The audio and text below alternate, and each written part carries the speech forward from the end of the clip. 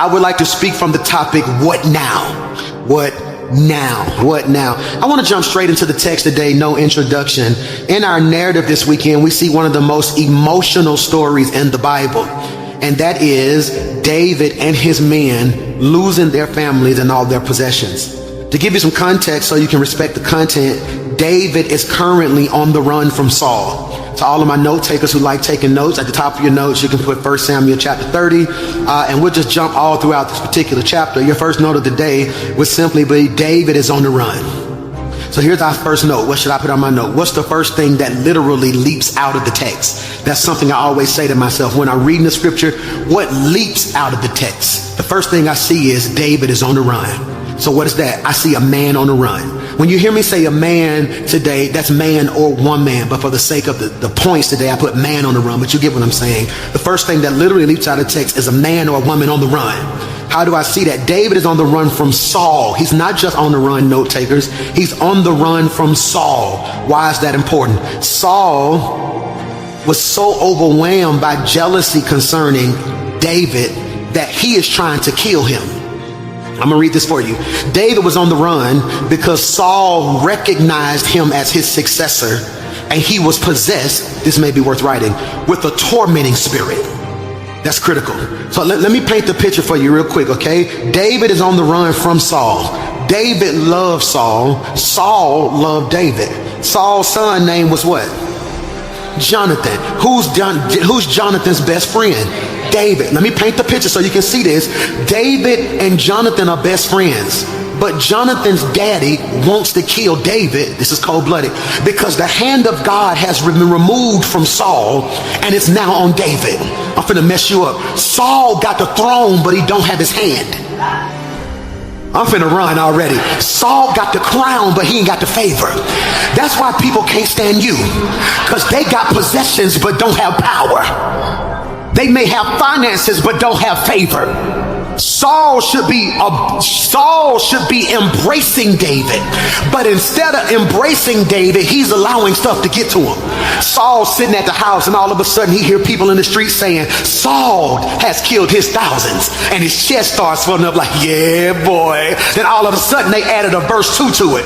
But David killed his tens of thousands. Saul didn't like the remix. He was like, no, who is this David? Now all of a sudden Saul, this is rich, is possessed with a tormenting spirit.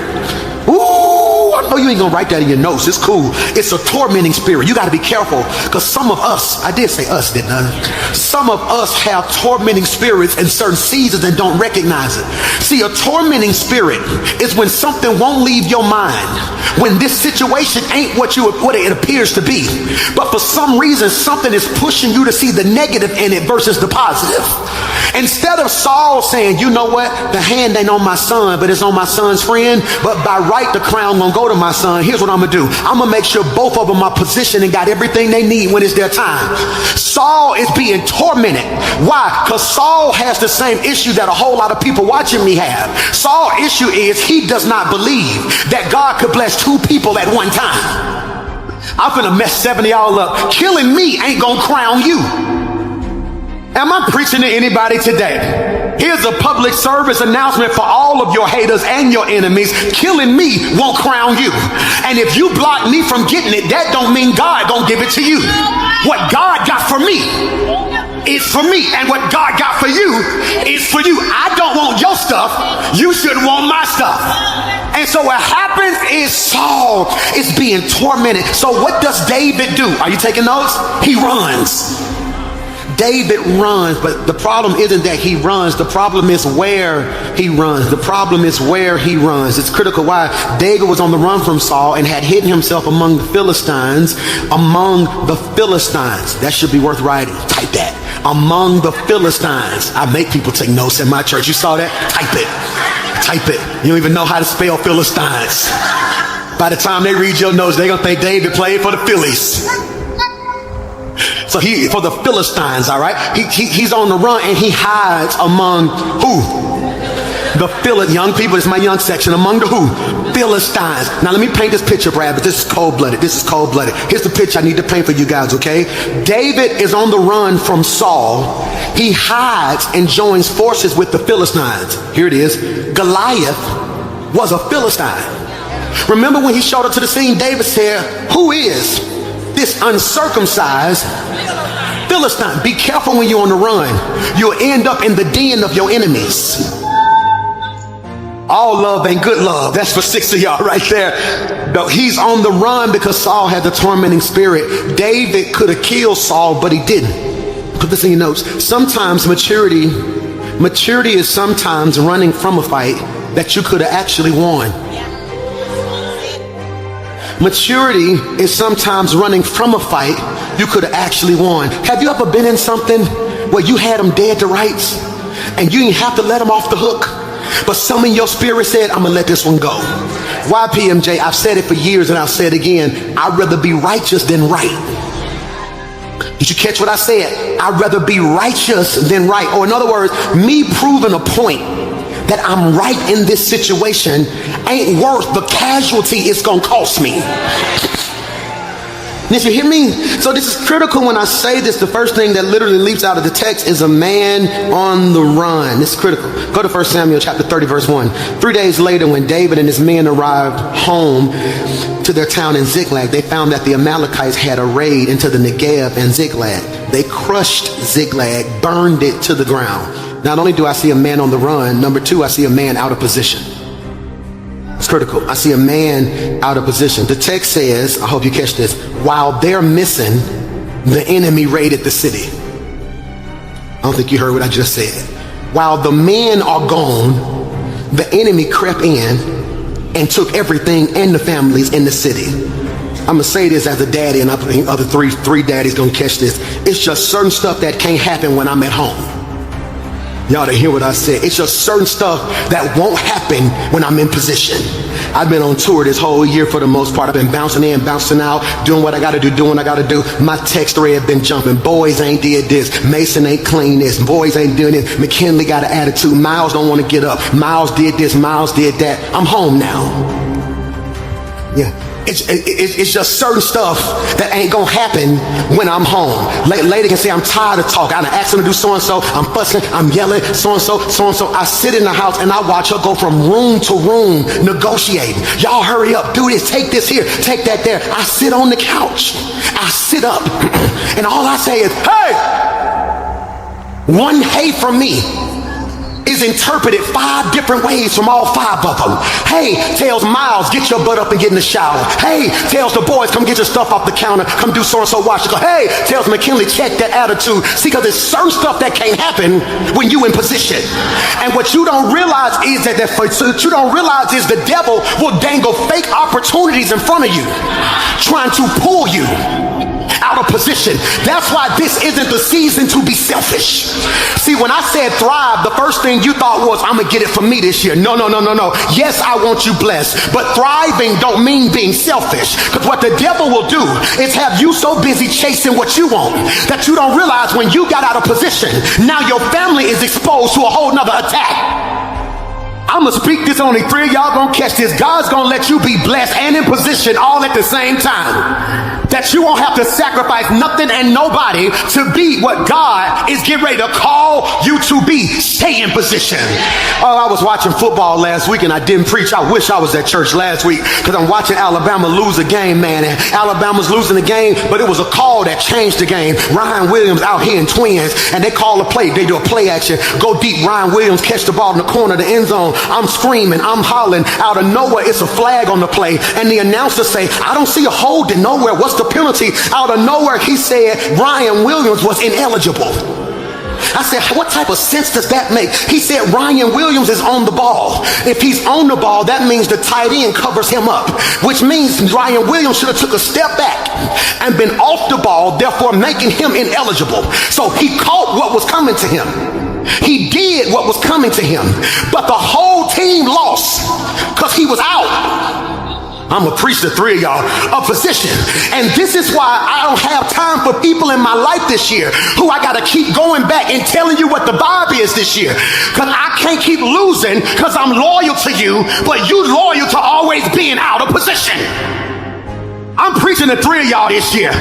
That's why in 2025, you're going to have one meet and one meeting only. We staying focused, we staying fruitful, we staying faithful. We ain't playing no games, we ain't going backwards. Can't nobody spin the block, can't nobody come back. We ain't wasting nothing, we ain't acting a fool. I'm going to tell you this in January. If I look up in March and you out of position, I'm going to let you stay out of position, because I can't waste another year like last year trying to get you where you need to be when I'm trying to get me where I got to be.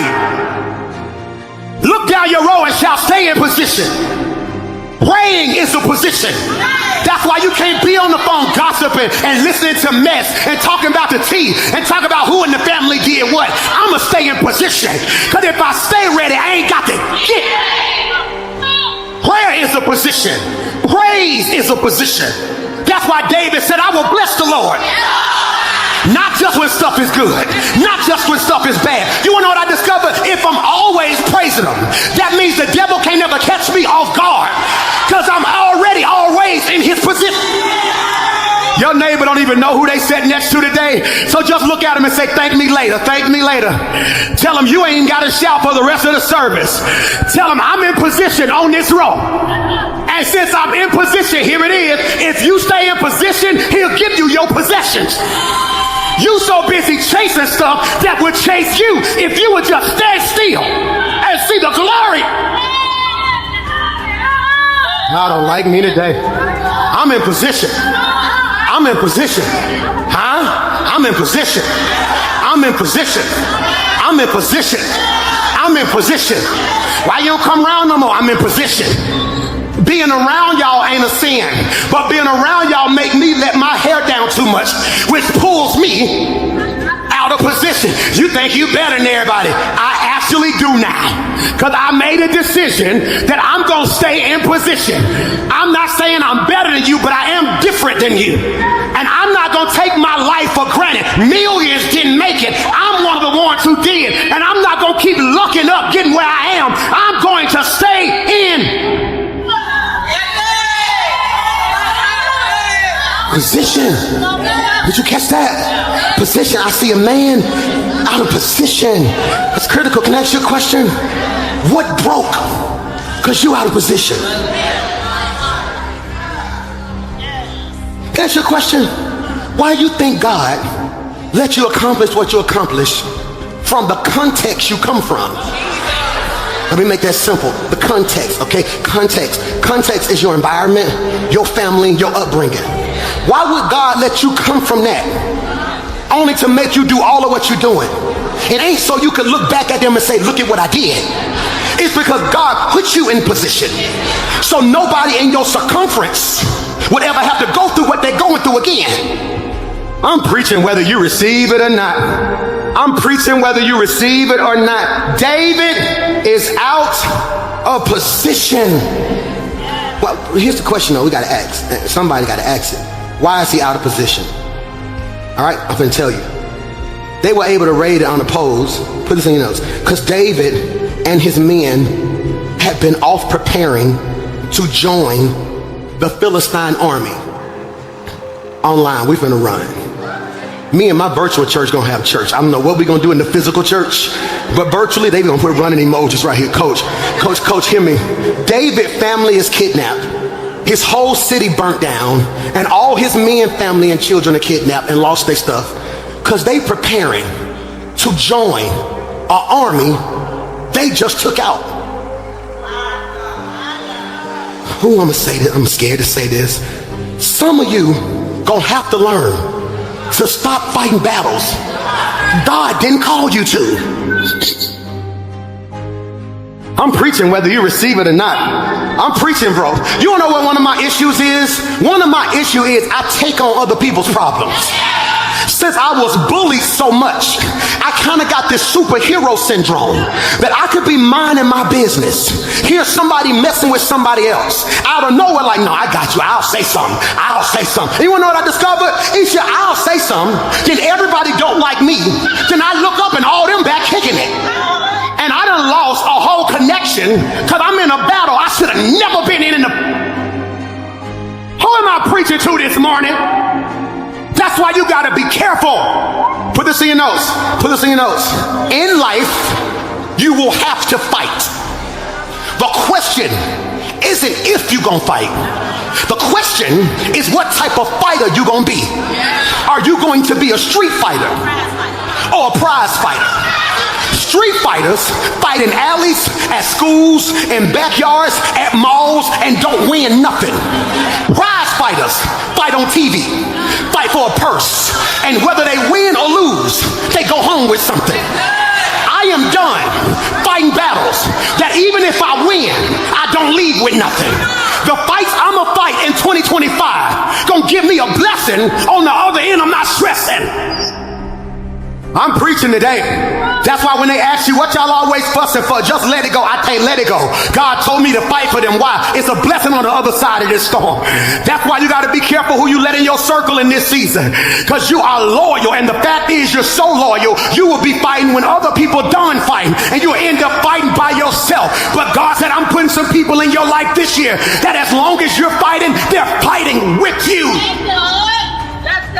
He's out of position. Psalms 8, put this in your notes, Psalms 8, verse 4. I'm going to put it on the screen in the NASB, but I was raised on King James.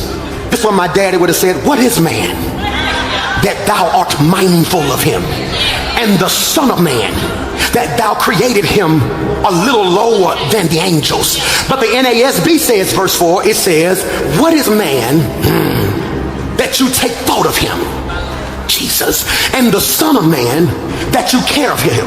Look at verse 5. You have made him, this cold right here, a little lower than the angels.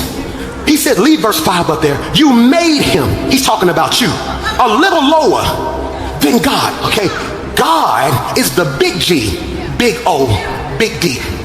Here's what we don't want to say in church, so we don't want you thinking too highly of yourself. But you are a little G, little O, little D.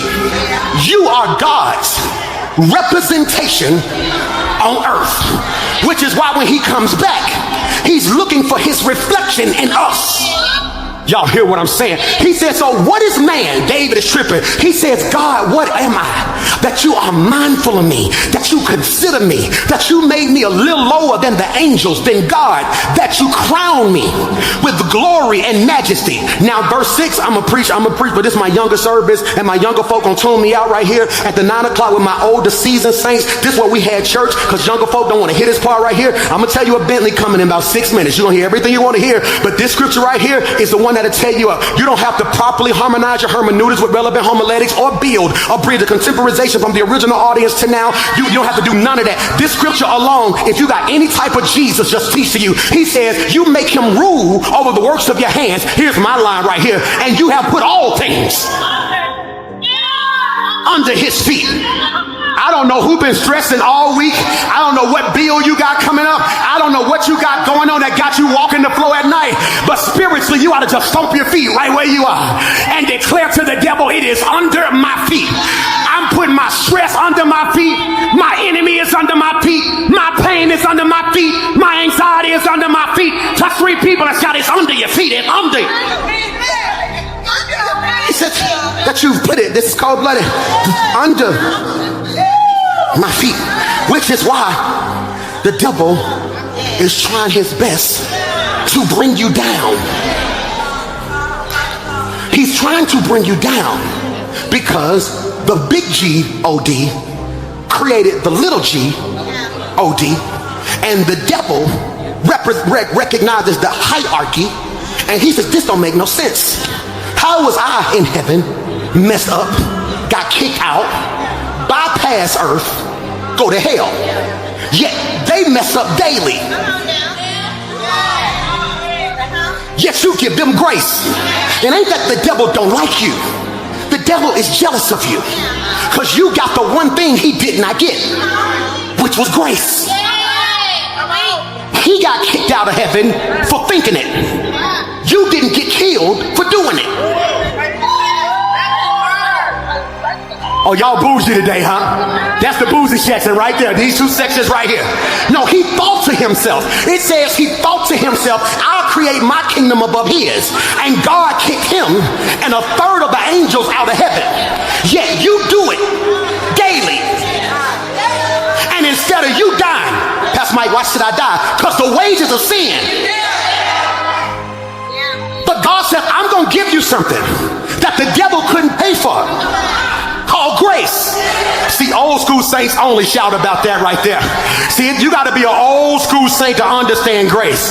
See, young folk, all us millennials, we get in our car, crank our car up. We don't do none of that. See, we don't even understand God because none of our equipment or appliances make us use faith. We get in our car, press the button. What the car do? All that good stuff. Mom and them had to put a key in the ignition. All right, they had to have a key. Put the key in the ignition. They had to turn the ignition. See, your car good. You press the button. See, that turn for mom and them was a faith experience. Because sometimes they would turn it, it would say, but then sometimes that thing would get the hiccups and say, then she would turn it off and say, come on, Jesus, come on, Jesus. Not today, Lord. Not. There it is right there. See, because you so used to stuff working the first time, you don't know how to thank God. But grandmama said there were certain seasons when it didn't work. That's why she said, I thank you for days of seen and unseen. That's called grace. So sit down. Y'all got me. I said I wasn't even going to turn. I'm up here dressed like Morpheus. I was going to be cool today. Y'all got me preaching. It's the closest you're going to get to a bishop's robe. You better have church with me. Hear me now. Hear me. He out of position. David is fighting battles he shouldn't have fought. All right, chat. Put this in the chat for me. Everybody in the room, put this. All my leaders, listen up closely. The men are with David because he's the leader. Bravis is cold. Xander is cold. Y'all natural born leaders. It's cold. So that means everybody lost their family because y'all made a decision. If David don't go to battle, the men don't leave. That's why you got to stop saying, I want to be the boss. No, you just want to check. Y'all don't want to talk to me today. No, you don't want to be the boss. You just want to check. And you don't want no accountability. You want to go and come as you please. Just do that. Stop trying to be a leader. See, because when you are a leader, that means you are favored. But here's what people don't understand. Sometimes my decisions get you blessed. But then sometimes my decision will have you going through more hell than you ever been through. Can you live with that? I always joke that my brother preaches now because his brother was preaching. He saw God on my life. He said, I want what God put on your life. And I also joke is, what if I would have sold drugs? Would D be with me?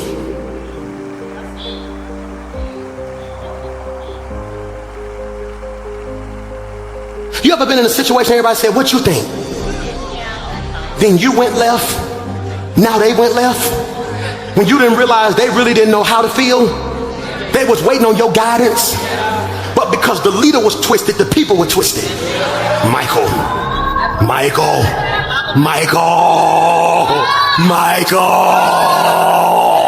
No, that's called leadership. Because every loss in your life ain't yours. Fellas, give me a what? Are you in position? Are you in position? Are you in position? Whether your child live with you or not, are you in position? Do they feel your presence? Are you there? Because I want to make this very clear. If you're out of position, what are you allowing them to be exposed to?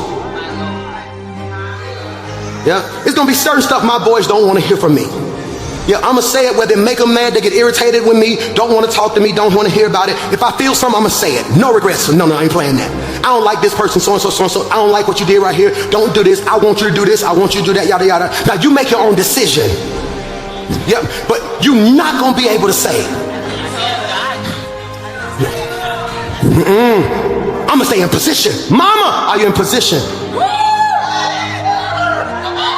Hard to be in position when they always at grandmama's house.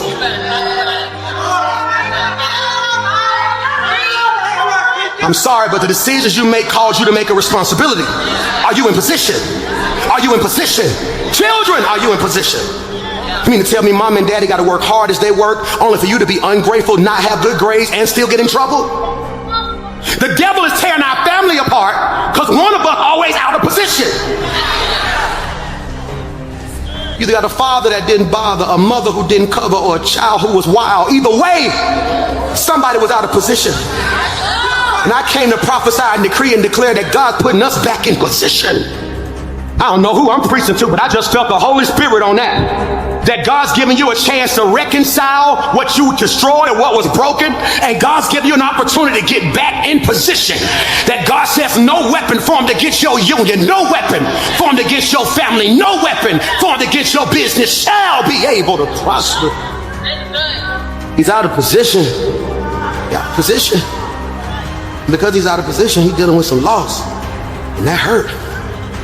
That hurt, man. That hurt. Being out of position hurt. 12 football games this year. I was on tour and getting back to church. Only missed one. I was so proud of myself. But the one I missed was the one he acted a fool in. And I asked myself, had I been present, that would have been crazy. Or if I would have been present, maybe he wouldn't have won his heart. I can't go back and try to relive that moment. I just gotta make sure, watch this, even when I'm not there physically, they still feel my presence. I'm preaching this time for y'all already. Somebody shout position. Not only do I see a man on the run, are y'all taking good notes? It's finna get heavy. Not only do I see a man out of position. Number 3, look at verse 4 and verse 6. Look, it says, verse 2. And they took captive the women and all who were in it, both small and great, without killing anyone, and carried them off and went their way. When David and his men came back, it was burned to the fire. Their wives, their sons, their daughters had been taken captive. David and the people who were with him lifted their voices and wept. I see a man under pressure. That's crazy. Can I paint the picture for y'all? Y'all don't mind? His daddy and his brothers mistreat him. I'm talking about David. Make that make sense, PMJ. You remember, right, when the prophet came to find a king, and he went to the house, and he was like, hey, you got any sons? He said, here go my sons. He said, they ain't it. You got any more? Well, I got one in the back, but it ain't him. His daddy didn't think he was much. His brothers always picked on him. His mentor, Saul, trying to kill him. He living on the run with his enemies. His city and his family been taken and burned to the ground. Now his whole family gone. Pressure. I got a question for you today. What would people do if they knew the type of pressure you was under? See, your problem is you make it look so easy, but they don't have a clue how much pressure you are under. That's critical right there. The weight can get to you. What you gonna do with it? He done lost so much. His whole life stuff been mounting on him. Now he finds himself in a position where he don't know what to do. This is critical because David finds himself in so much pressure. But here's the part that I need you to catch right here. Why, Pastor Mike? Because Warren Worsby said, and it's on the screen, Warren Worsby said, and I quote, perhaps the Lord permitted this raid to encourage David to get out of enemy territory and go back to Judah. That was heavy and you missed it. Warren Wisby commentary said, perhaps the Lord allowed Ziklag to be raided because he was trying to encourage David to get back to Judah. Leave that on the screen. Y'all missed y'all shout right there. See, Judah means praise. So in other words, this one scholar said, what if God let the enemy take all his stuff and his family, because that was the only way he could encourage David to get back in position. You want to know why it feels like some of your prayers ain't been answered? Because you asking God to answer a prayer he caused.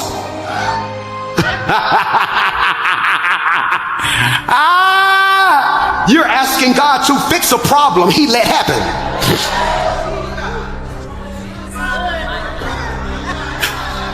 I want my boy's gonna make a mistake one day, and I'm a crazy daddy. What I'm gonna do is, I'm a crazy creative daddy. What I'm gonna do is, in the middle of the night, I'm gonna take one of their cars, right? Park it at my mom and them house in the garage or something. Get a ride back home, right? Get a ride back home. I'm gonna let them wake up, get ready for school, go outside, and say their car stole.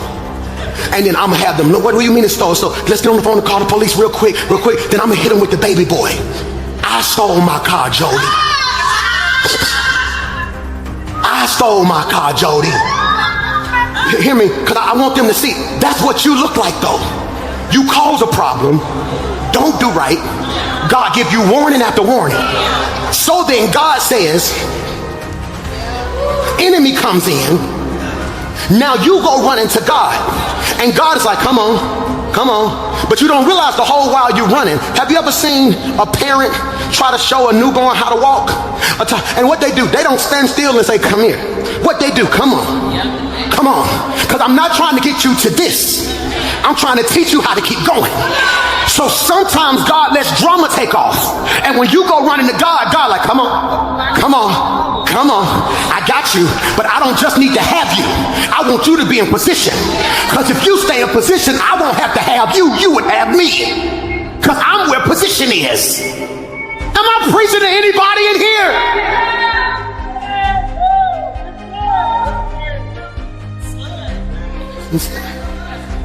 Burn the city to the ground. He wanted him to get back to Judah. And sometimes God uses rejection for your direction. Here it is. Let me free you.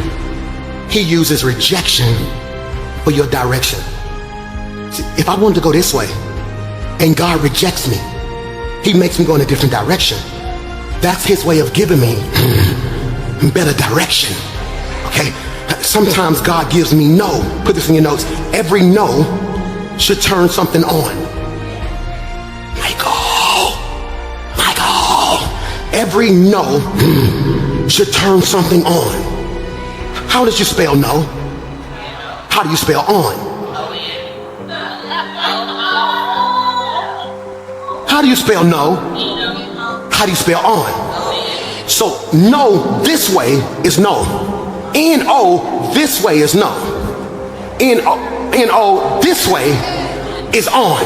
Which means whenever God gives you a no, that means it was something in you that was off, that he needs to be turned on in this season before that no can become a yes. I'm preaching if y'all receive that. This is only for crazy mature saints who know how to praise God for a no. See, because everybody thank God for the yeses in your lives. But I'm 40 now. It was some no's that saved my life. It was some opportunities I wanted that I would have killed for, but God wouldn't open the door. And now that I look back over it, I can say, had he opened that door, it would have took me out. I thank God for my no. Look at me. Here we go. Put your seatbelt on. Put your seatbelt on. Oh, that was my introduction. I'm finna preach my message, okay? Look at verse 3. When David and his men saw the ruins and realized what had happened to their families, verse 4, they wept until they could weep no more. I want to ask you a question I've never heard a preacher ask before, because here's a word that we were taught not to use in church, because to use this word in church is almost blasphemy, because this word means you don't have faith for the future. I don't believe that. I believe David is crying. That's a fact. But why? I'm going to ask a question I've never heard nobody ask. What if he's crying from regret? There it is. I done put it out there now. Regret. See, we were taught growing up, it's almost a sin to have regret. I'm finna mess you up. Regret ain't a sin, it's an emotion. We often think regret is the end of a story, the point of no return. And while it is excruciating and difficult to come back from, regret is not the end of the story. It's a pause in the story. Let's define regret online. Take good notes for me all over the room. Let's define regret. Regret is an emotion. Let's pause right there. Leave it on the screen. Regret is an emotion. Let's pause and put it right there. Regret is an emotion. That's critical. It's not a spirit. Heaviness is a spirit. Regret ain't a spirit. Regret is an emotion, which means it's just a feeling. But let's go deeper. Regret is an emotion. It's a negative emotion in that it's an emotion that makes us feel worse, not better. It's an emotion that's triggered when we think of something from our past and we wish we had done something differently, done something in a different way, not done something, taken an action, or not taken an action. Regret is cognitively complex because it requires, put this in your notes, mental time travel. Oh, we going there. Regret requires young people, old people, seasoned people, saved people, street people, church people, hood people. It requires mental time travel. I gotta paint the picture. Regret makes you take a time to, say that better, Michael. Regret makes you take a trip in the past, sit in the past, come up with fictional alternative endings that you like, come back to the present, and is now depressed because the present don't look like the make-believe you made up in your mind for the past. Did you hear what I just said? Okay. Regret is like watching a movie that you already know the ending to, but you don't like the ending. So what you do, for me, it's American Gangster. That's one of my movies. I can't stand in the end in the American Gangster that Denzel lose, all right? Granted, I know in real life it was a criminal, but for me, it was Denzel. I don't want Denzel to lose, okay? In the end of the movie, when Denzel walk out the church and the people walk up on him with that smug look, I cut the movie off. I don't like seeing him lose like that. So in my head, Denzel walk out the church, ain't nobody out there. His brother's tire business still thriving. His mama still got her farm. They didn't get the money from under the doghouse. His wife still happy. He go on to be all God called him to be, however that's gonna be, okay? But that ain't real. So what I do is I turn it off. So here's what regret is for you. You're watching a movie. You don't like the ending. You press pause. Come up with a new ending in your mind. Now you got an option. Either you don't watch the movie no more and you go on believing the lie you made, or you accept the fact this is how it turned out. Some of you can't even be happy in your current relationship. Because although in the present you're smiling, when you get by yourself,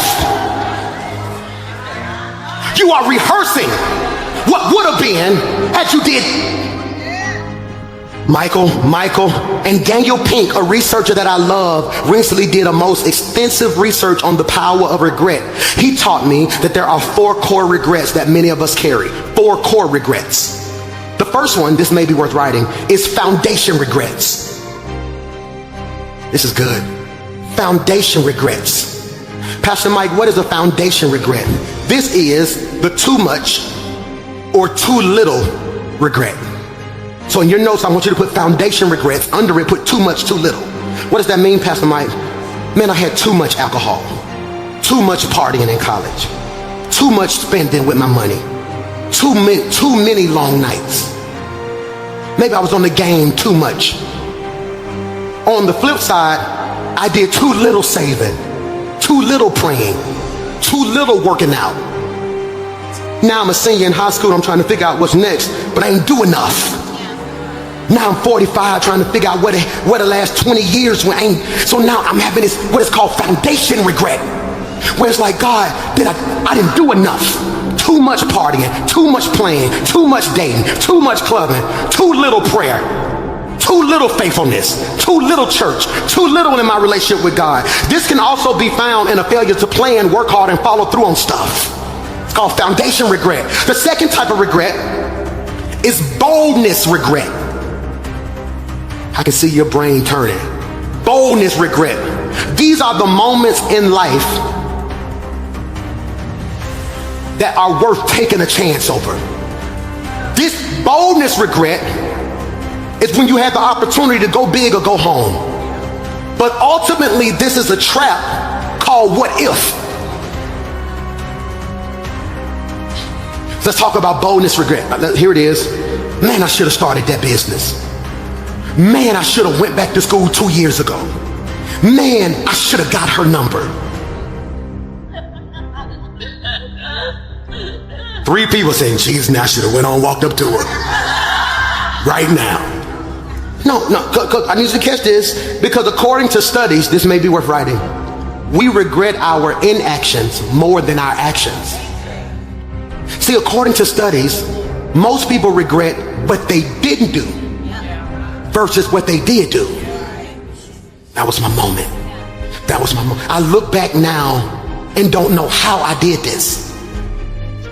I'm 27 years old telling the mayor of Birmingham, let me get the Boutwell for 5 years, I'm gonna be able to pay it. Didn't even have enough members to fill it. Something in my spirit said, step out on faith. I'm 27, empty my savings account, have to go home, tell her I done spent all our money, we ain't got enough money to pay the rent the next month. Got all the equipment we needed, sat there, told the whole church we going to the Boutwell, told them the Lord told me we gonna fill it. Get there, the Lord fill it. But every week it took everything in me to do it. Now I look back at it, it's like, ooh, that was crazy. But what if I would have listened to the people who loved me? Not haters, the people who loved me, who were saying, hey, I love you, don't hurt yourself like that. Don't do that, come on now, you're doing too much now, we don't want to have to come get you. Because everybody who tell you don't do it ain't a hater. Certain people love you, they just don't want to see you fail. But they also don't necessarily know what God's getting ready to do in you that they ain't seen before. I'm preaching to somebody. Boldness regrets. Even as I speak right now, that's why I tell everybody right now, I tell my son sometimes, no, send that text message. No, you knock on that door, you talk to your coach, you tell him who you are and what you feel like God put on the inside of you. What's the worst that can happen? He yell until you get out of his office? Or can he go back home and think to himself, man, that kid looked me in the eyes and told me he was a dog? That's a boldness regret. That's a boldness regret. Hear me when I say this. I'm going to speak this. Only 7 of y'all going to receive it right here. You are one bold move from seeing what God getting ready to do in your life. Somebody should have shouted, I receive that. Oh, now put this in your notes. Be bold about what he told you, not what you want. Because the two ain't the same. God ain't going to keep your foolishness. He going to keep you. Michael, God ain't gonna keep your foolishness, he gonna keep you. So if you out there being bold about stuff he ain't called you to, it may work, it may not, but God says, I'm gonna keep you. I may not insure your stuff. Boldness regrets. Number 3, y'all don't like me today, it's cool. Moral regrets. What's a moral regret, PMJ? These are the choices of integrity and us keeping our word. A moral regret is the if I only did the right thing. I was talking to a brother who's facing a lot of time right now. He said, Pastor Mike, man, if I ever get a chance to talk to some young men, I'm going to tell them 3 minutes cost you 30 years. 3 minutes. I get upset, boom, boom, boom, boom, boom. Can't get them 3 minutes back. I'm more, if I only had did the right thing. That's called a moral regret. A moral regret. Cheating on the test, lying to people, taking the low road always, compromising. That's a moral regret. A moral regret. Because here's the danger of a moral regret. Now you've matured and you're not who you used to be, but now people only see you as what you did. So y'all don't like me. It's a foundation regret. A boldness regret, a moral regret. Number 4, a connection regret. That's crazy. That's crazy.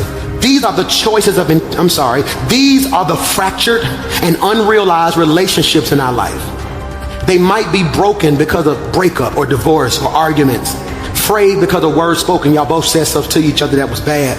Here's the problem, but you never reached back out. So now, 10 years later, you missed out on what could have been a good relationship, friendship, partnership, because neither one of y'all would step up and say, hey, I'm sorry. Or you wouldn't even say, hey, I don't desire to work with you anymore, but man, I sure missed the friendship. So for my part, and I apologize. I got regrets. Pastor Mike, why would you bring this up toward the end of the year? Because you're getting ready for 2025. And if you ain't careful, you thinking you winning gonna make you make the same mistake you made this year, next year. And I'm trying to show you, the text says David wept. And the question I want to ask myself is, I wonder if he has some regrets. Is he sitting there right now? Is he sitting there with a foundation regret? I ain't doing enough. I knew people didn't like me. I should have put a wall around the city before I left. Is he sitting there with a boldness regret? My whole family gone. I could have ran up on Saul and said, look, man, I ain't finna be running from you for the rest of my life. I killed Goliath. What make people think I can't kill Saul? I had the opportunity to kill him 2 times. One time I was in a cave. Saul didn't even see me. Saul in a cave. David sitting in there. So David just cut a piece of his robe off and sent it to his man and said, show your boy I could have touched him if I wanted to. David was gangster. David said, take this to him. Show him while he was asleep. I was behind him. I cut a piece of his robe off. Tell him I could have cut his head off right then. Didn't even do it because I'm trying to be righteous, but yet you still want to kill me. That's why people better stop playing with you. Y'all miss what I just said right there. Hear me when I say this. All that. Or maybe he's sitting there with a moral regret. Maybe he's sitting there with a connection regret. Man, I partnered with the wrong people. Partner with the wrong people. But here's the question I gotta ask you before I let you go today. What now? I think I'm in the wrong church, but I see. Who bold enough to say, Pastor, I got some regrets? You're not by yourself. Who mind been tripping on it lately? Anybody? Yeah, I got some. Found myself in this year. I killed this year. Hear me? I ain't gonna even play the radio with y'all. I killed this year. Oh my God, I started the year on fire. Preaching, church going up, 1,000 people getting saved like the first 2-3 weeks. Then I went on 30-city tour, but was still getting back to do church. Then took a vacation to make sure they was good. Took them to Orlando, went to Universal Studios. Then came back, preaching like a madman. Told y'all we gonna thrive. Then went on a whole nother tour. Then didn't miss a Sunday during that tour. Y'all don't give me credit for that one now. I ain't missed not one Sunday that whole tour now. Hear me. I'm driving 9 hours. We ride 9 hours in the middle of the night just to be back so we can make football games. Oh, I killed this year. No, devil, But I got some places. I got into a public spat this year with another gospel artist who's honestly my hero. He made a statement that I didn't agree with, so then I said something publicly about it. So then you look up, now it's like this person versus that person, and people picking sides, yada, yada, yada. From my heart, I love the church, so I'm always defend the church. But at the core, that wasn't all sincere. People have been messing with me behind the scenes, saying stuff about me. I had people in my ear telling me other stuff. Then I had one of the moments where I'm like, nah, forget that. I'm going to show them I can clap back too. Now I look back on it and like, oh, that ain't even me.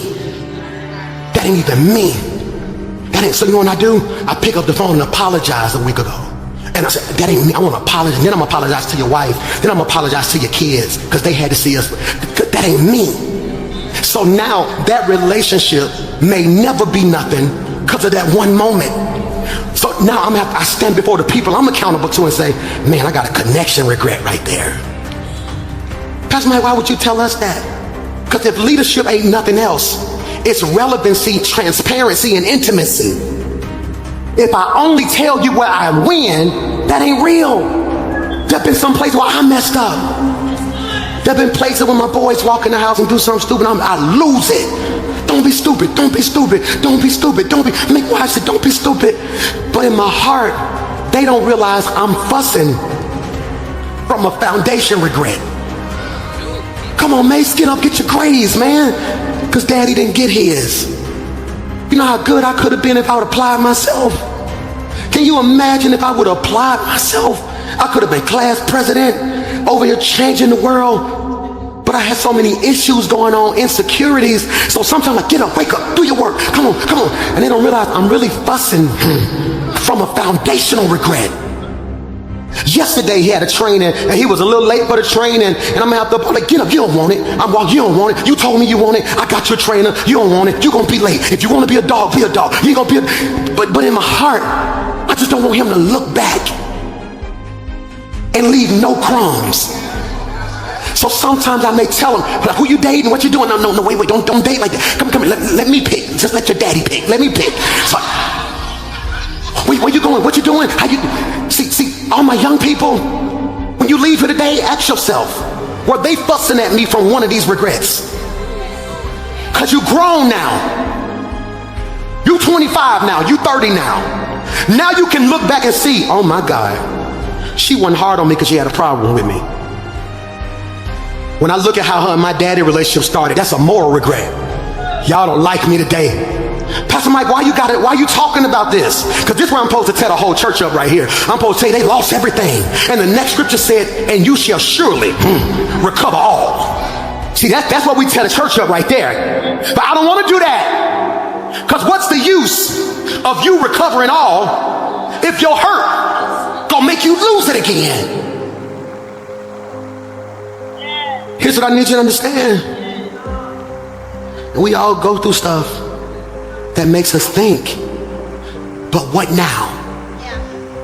You're gonna sit here today and complain for the rest of your life? You got a month left. A month.